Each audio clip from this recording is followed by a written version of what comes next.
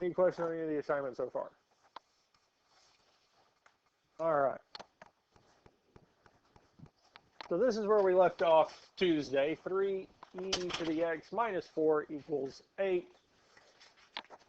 Hopefully it looks a little bit clearer today than it did Tuesday. I did go back and fix them a little bit so that they did look a little bit clearer and not as pixelated.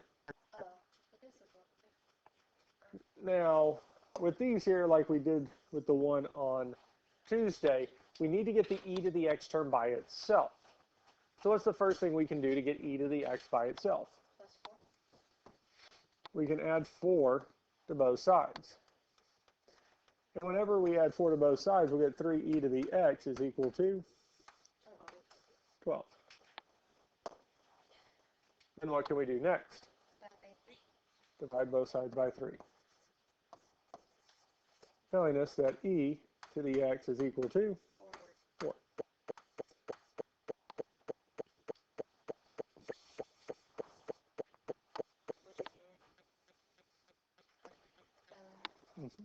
Since we do have our e by itself, we need to get rid of the e, get the x out of the exponent, and we can do that by applying a logarithm, specifically ln, our natural log, because our base is e. Right, our ln of e to the x would simplify to just x. And the other side, we do have the natural log of.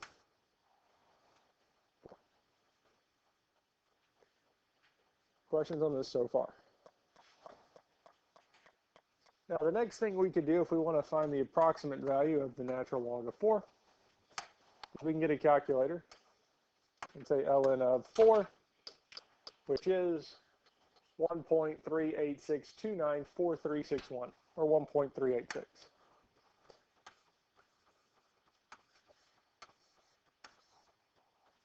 And I've talked about it, I think, a little bit on Tuesday, but with these here, if it's not giving us a nice number, especially with logs, natural logs, e, this is all I want it, as far as I want you to take it. I'm not going to have you approximate. So our answer is x equals the natural log of 4. Okay? Questions on this so far? Now, part of the reason I decided that is, well, is really taking it from here to here is not showing your understanding of solving. It's just showing that you can plug it into a calculator and it can do it for you. So all we have to do is take it to this point here.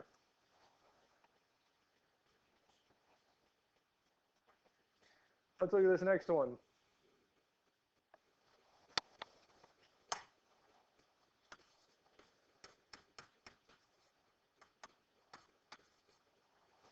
Well, this one's a little bit different than the last one because e is indeed already by itself, yes? As the only thing we have with it is the 4x minus 3, but that's already an exponent. So we don't have to add or subtract anything. We don't have to multiply or divide. First thing we can do is just apply the natural log to both sides. And on the right-hand side, it's just going to be the natural log of 19. On the left-hand side, our natural log of e to the 4x minus 3 is going to become 4x minus 3, and that's because the natural log of e is 1. So it simplifies out, leaving us with that exponent. What do we need to do next? Add 3. We need to add 3 to both sides, telling us that 4x is equal to the natural log of 19 plus 3. Then what would we need to do? We would indeed need to divide both sides by 4 to get x by itself. And that tells us that x is equal to the natural log of 19 plus 3 all over 4. And that's as far as we're going to take it. We're not going to plug the rest of it in and get a decimal approximation. That's as far as I want you to take it.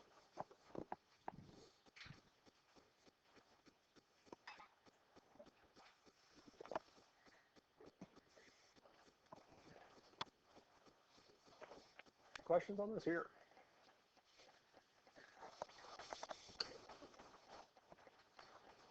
Let's look at this one. Log base 2 of 5x minus 17 equals 3.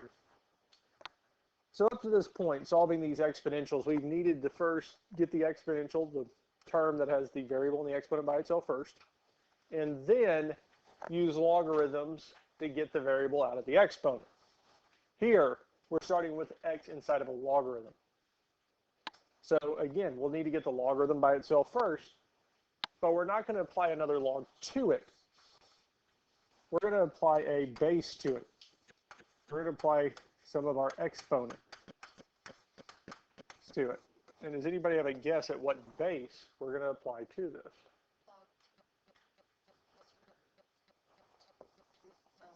Two. Because 2 to the log base 2, one of our properties that we had before was b to the log base b of x is just x, what's inside. So here our log base 2, or 2 to the log base 2, this part will cancel out, leaving us with 5x minus 17 equals. It would be 2 to the third, because we're putting both sides to the base of 2. So I put the log base 2 of 5x minus 17 to the base of 2, so we have 2 to the log base 2. And on the other side, we have 2 to the third power. Well, what is 2 to the third power?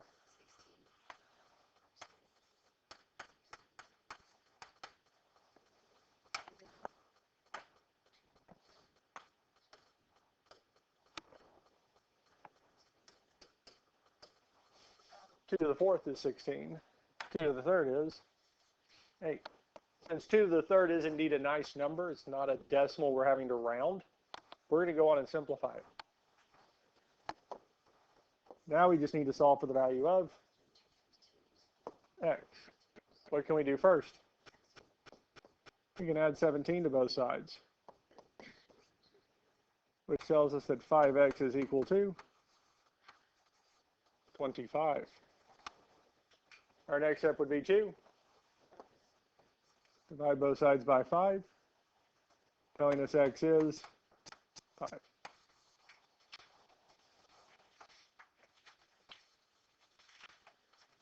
And that's it. Now, we don't have, this is not going to show up too much for this here, what we'll do on the homework, but what's inside the logarithm? When we plug that value of x back in, that cannot be 0 or negative. So if we wanted to check this, log base 2 of 5, we plug in our value of x, 5, minus 17. And I want to check this here. Well, our 5 times 5 is 25. And 25 minus 17 is 8. So our number inside the logarithm for this one here is 8.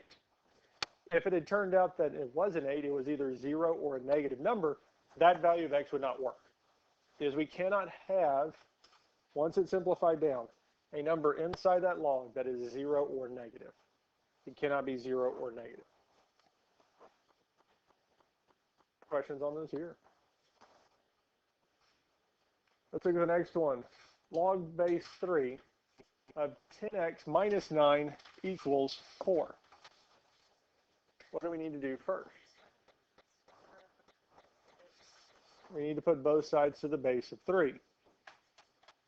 And we do that so that our log base 3 and that base of 3 will cancel, leaving us with 10x minus 9, bless you, is equal to what? 3 to the fourth, yes. Or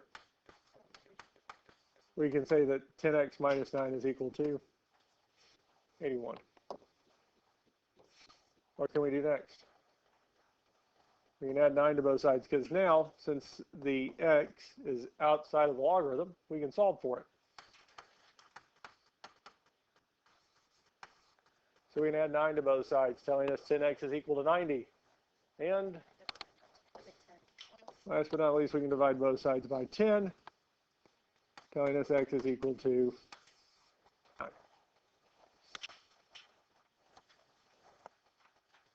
That's it. Questions on this here?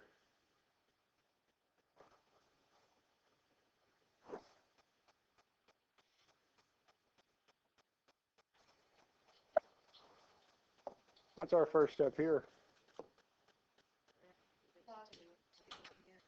We're going to put both sides to the base of 2. And we use the base of 2 so that our log base 2 and that base of 2 will cancel, leaving us with x minus 6 is equal to 2 to the 5th. Then, well, what is 2 to the 5th? 2 to the 5th is 32. Now we can add 6. Telling us x is 38. Because if we get a nice number like these last 3 here, go on and simplify.